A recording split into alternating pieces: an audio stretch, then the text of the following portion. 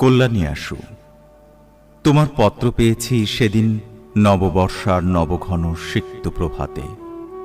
মেঘ মেদুর গগনে সেদিন অশান্ত ধারায় বাড়ি ঝরছিল। 15 বছর আগে এমনই এক আষাঢ়ে এমনই এক বাড়িধারায় প্লাবন নেমেছিল, তা তুমিও হয়তো স্মরণ করতে পারো। আষাঢ়ের নবমেঘপুঞ্জকে আমার নমস্কার। এই মেঘদূত বিরোহী যক্ষের বাণী বহন করে নিয়ে গিয়েছিল কালিদাসের যুগে রেবা নদীর তীরে মালবিকার দেশে তার প্রিয়ার কাছে। এই মেঘপুঞ্জের আশীর্বাণী আমার জীবনে এনে দেয় চরম বেদনার সঞ্চার। এই আষাঢ় আমার কল্পনার স্বর্গলোক থেকে টেনে ভাসিয়ে দিয়েছে বেদনার অনন্ত স্রোতে।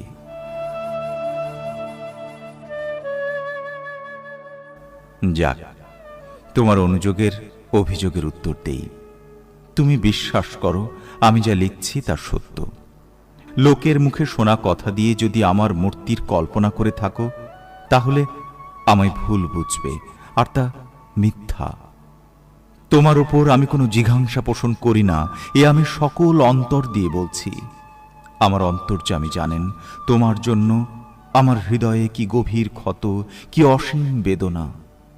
কিন্তু সে বেদনার আগুনে আমি পুড়েছি, তা দিয়ে তোমায় কোনোদিন দগ্ধ করতে চাইনি। তুমি এই আগুনের পরশমানিক না হলে আমি অগ্নিবীণা বাজাতে পারতাম না, আমি ধূমকেতুর বিস্ময় নিয়ে উদিত হতে পারতাম না। তোমার যে কল্যাণ রূপ আমি আমার কিশোর বয়সে প্রথম দেখেছিলাম, যে রূপকে আমার জীবনের সর্বপ্রথম ভালোবাসার অঞ্জলি দিয়েছিলাম, সে রূপ আজও স্বর্গের পারিজাত মন্দারের মতো চির অম্লান হয়ে আছে আমার পক্ষে। অন্তরের সে আগুন বাইরের সে ফুলহারকে স্পর্শ করতে পারেনি। তুমি ভুলে যেও না, আমি কবি। আমি আঘাত করলেও ফুল দিয়ে আঘাত করি।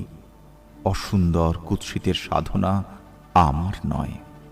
আমার আঘাত বর্বরের কাপুরুষের আঘাতের মতো নিষ্ঠুর নয়। আমার অন্তর্যামী জানেন।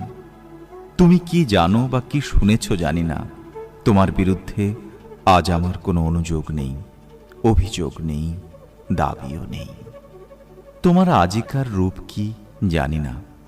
আমি জানি তোমার সেই কিশোরী মূর্তিকে, যাকে দেবী মূর্তির মতো আমার হৃদয় বেদিতে অনন্ত প্রেম, অনন্ত শ্রদ্ধার সঙ্গে প্রতিষ্ঠা করতে চেয়েছিলাম।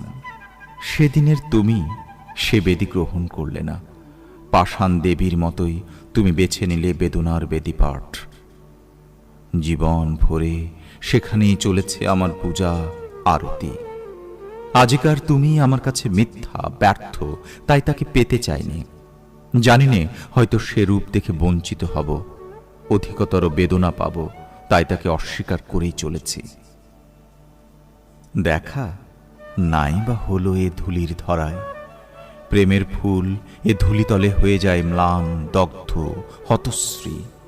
তুমি যদি সত্যি আমায় ভালোবাসো, আমাকে চাও, ওখান থেকেই আমাকে পাবে। লাইলি মজনুকে পায়নি, শিরি ফরহাদকে পায়নি, তবু তাদের মতো করে কেউ কারো প্রিয়তমাকে পায়নি। আত্মহত্যা মহাপাপ, এ অতি পুরাতন কথা হলেও প্রেম সত্য। আত্মা অবিনশ্বর, আত্মাকে কেউ হত্যা করতে পারে না। প্রেমের সোনার কাঠের স্পর্শ যদি পেয়ে থাকো, তাহলে তোমার মতো ভাগ্যবতী আর কে আছে? তারই মায়া স্পর্শে তোমার সকল কিছু আলোয় আলোময় হয়ে উঠবে। দুঃখ নিয়ে এক ঘর থেকে অন্য ঘরে গেলেই সেই দুঃখের অবসান হয় না। মানুষ ইচ্ছা করলে সাধনা দিয়ে, তপস্যা দিয়ে ভুলকে ফুল রূপে ফুটিয়ে তুলতে পারে। যদি কোনো ভুল করে থাকো জীবনে, এই জীবনেই তাকে সংশোধন করে যেতে হবে। তবেই পাবে আনন্দ, মুক্তি, তবেই হবে সর্বদুঃখের অবসান। নিজেকে উন্নত করতে চেষ্টা করো, স্বয়ং বিধাতা তোমার সহায় হবেন। আমি সংসার করছি, তবু চলে গেছি এই সংসারের বাধাকে অতিক্রম করে ঊর্ধ্ব লোকে। সেখানে গেলে পৃথিবীর সকল অপূর্ণতা, সকল অপরাধ ক্ষমা সুন্দর চোখে পরম মনোহর মূর্তিতে দেখা যায়। হঠাৎ মনে পড়ে গেল 15 বছর আগের কথা।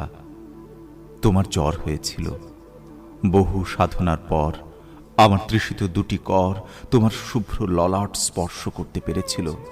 তোমার তপ্ত ললাটের স্পর্শ যেন আজ অনুভব করতে পারি। তুমি কি চেয়ে দেখেছিলে? আমার চোখে ছিল জল, হাতে সেবা করার আকুল স্পৃহা, অন্তরে শ্রীবিধাতার চরণে তোমার আরোগ্য লাভের জন্য করুণ মিনতি। মনে হয় যেন কালকের কথা, মহাকাল যে স্মৃতি মুছে ফেলতে পারল না। কি উদগ্র অতৃপ্তি, কি দুর্দমনীয় প্রেমের জোয়ারে সেদিন এসেছিল। সারা দিন রাত আমার চোখে ঘুম ছিল না।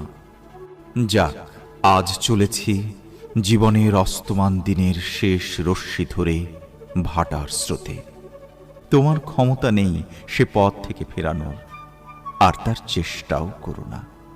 তোমাকে লেখা এ আমার প্রথম ও শেষ চিঠি হোক। যেখানেই থাকি বিশ্বাস করো, আমার অক্ষয় আশীর্বাদ কবচ তোমায় ঘিরে থাকবে। তুমি সুখী হও, শান্তি পাও, এই প্রার্থনা।